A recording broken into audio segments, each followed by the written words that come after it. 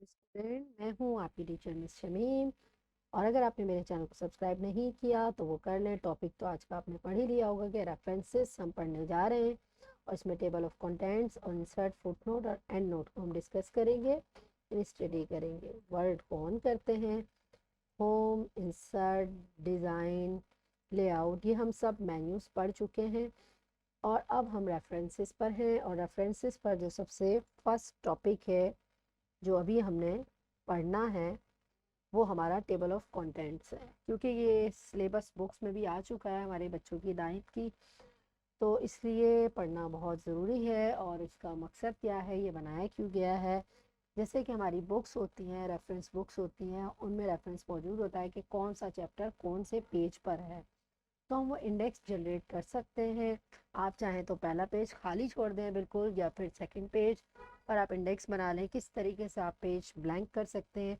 ज़ाहिर है कि आपके पास बहुत सारे चैप्टर्स होंगे तो आप ये इंडेक्स इजीली बना सकते हैं। तो आज शुरू करते हैं क्लास। सबसे पहले आपने वही रैंड का फार्मूला लिखना है, और हमें काफ़ी सारा टेक्स्ट चाहिए। Control A select all, control C और कंट्रोल वी प्रेस किया तो काफ़ी सारा टेक्स्ट हमारा कॉपी पेस्ट हो गया। ऊपर आ जाते हैं फर्स्ट पेज पर, और फर्स्ट पेज हमें ब्लैंक करना है, यानी कि खाली करना है। कर्सर यहाँ रखकर शॉर्टकट प्रेस कर लें, कंट्रोल प्लस एंटर, यानी कंट्रोल के साथ एंटर, प्लस नहीं दबाना, कंट्रोल के साथ एंटर प्रेस करना है। या फिर इंसर्ट पर जाइए और आप ब्लैंक पेज पर क्लिक कर दें, इसी का शॉर्टकट है कंट्रोल एंटर।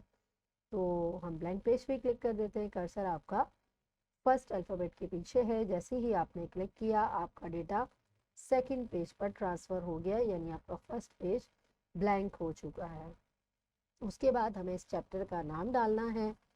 एंटर प्रेस करते हैं और उसके बाद कर्सर को ऊपर लेकर आ गए। और चैप्टर हमारा क्या हो सकता है, चलें जी MS ऑफिस ले लेते हैं।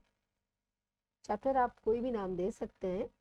और रेफरेंसेस में जाते हैं। यहाँ पर आपके पास ये है मौजूद एड टेक्स्ट, इस पर जाके आप इसको दे दें लेवल 1, लाइक हेडिंग 1। अब अगर आप इस हेडिंग 1 का कलर स्टाइल वगैरह को चेंज करना चाहते हैं अपने हिसाब से, तो आप यहाँ पर राइट क्लिक करें और मॉडिफाई पर क्लिक कर लें। यानी हेडिंग 1 ये जो आपके पास लिखा हुआ है, होम पे जाके स्टाइल में जाके आप राइट क्लिक करें और मॉडिफाई पर क्लिक कर दें। मॉडिफाई पर क्लिक करने के बाद अगर आपको इसका कलर चेंज करना है, ये देखें यहाँ प्रीव्यू में नज़र आ रहा है आपको, या आपको उसको थोड़ा बोल्ड भी करना है, या थोड़ा सा साइज़ और बढ़ाना है, और आप ओके कर दें, तो ये देखें हेडिंग चेंज हो गई। मतलब इस तरीके से आप हेडिंग को चेंज भी करवा सकते हैं। आप जब भी आप हेडिंग 1 देंगे तो यही स्टाइल आपको मिलेगा।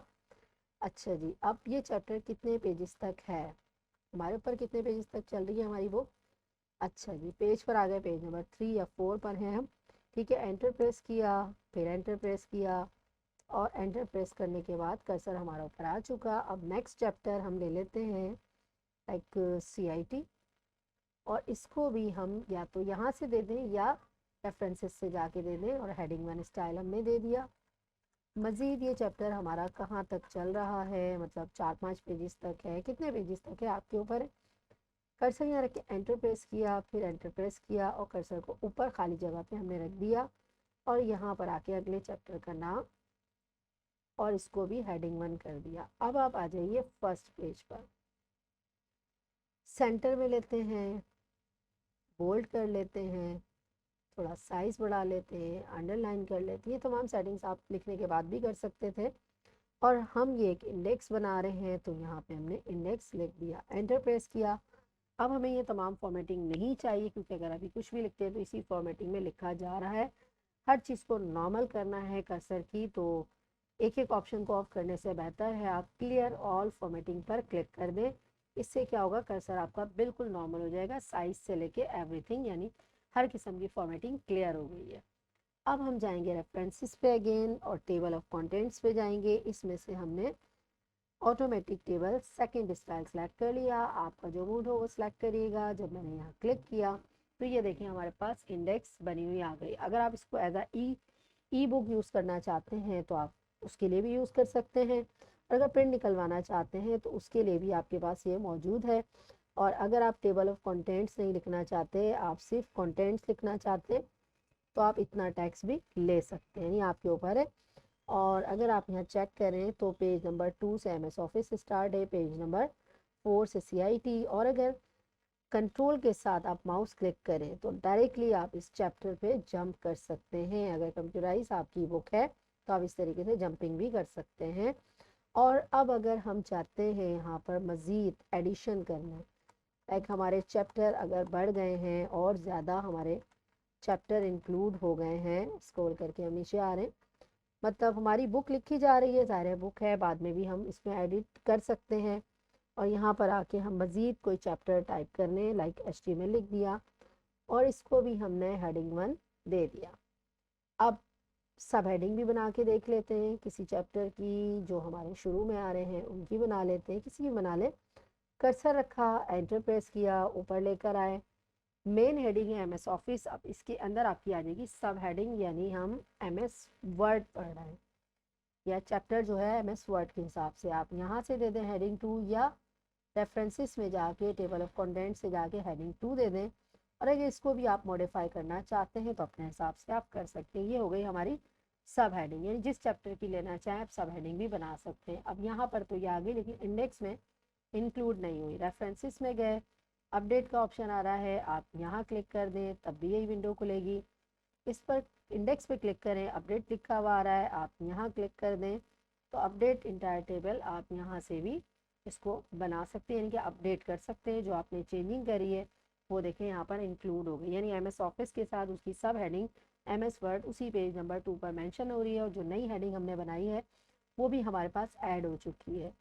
और अगर आप चाहते हो कि ये इंडेक्स जो आपने बना ली है, ये देखिए ये आपके पास इंडेक्स बनी हुई है और आपको नहीं चाहिए, बाय मिस्टेक बन गई, तो आप रिमूव टेबल ऑफ कंटेंट्स पे क्लिक करें तो ये इंडेक्स आपकी यहाँ से रिमूव भी हो सकती है। यानी जो चीज़ बनाना सीखी है उसको हटाना भी सीखें।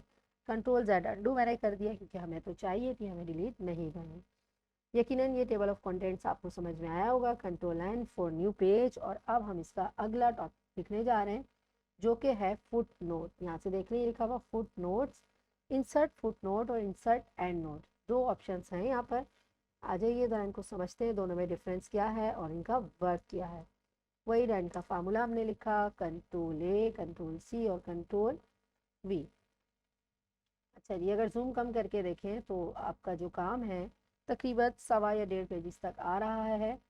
अच्छा जी, अक्सर बुक्स में कुछ मुश्किल अल्फाज होते हैं और उनकी मीनिंग या मायने बिल्कुल लास्ट में लिखे हुए होते हैं या उसको डिफ़ाइन किया गया होता है।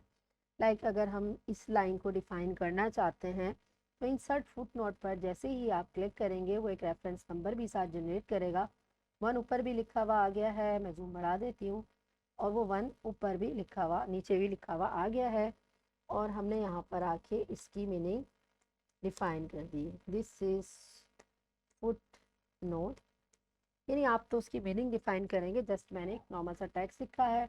और जब आप शो नोट पे क्लिक करेंगे तो ये आपको उसकी असल अल्फ़ाबेट के पास ले जाएगा और ऊपर आपको मीनिंग भी नज़र आएगी अगर कंप्यूटराइज चेक करते हैं। और अगर आप प्रिंट में चेक करना चाहते हैं तो आप जूम कम करके देखिएगा, ये मीनिंग आपको बिल्कुल पेज के लास्ट में नज़र आ रही है।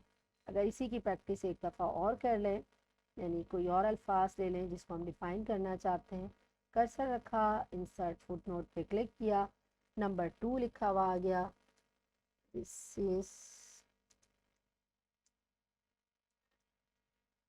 सेकेंड फुट नोट, कुछ भी लिख लें टेक्स्ट आप। और अगर आप यहाँ 2 के पास के डबल क्लिक करते हैं तब भी वो आपको उसके फुट नोट्स तक ले जाता है कि किसकी ये मीनिंग है।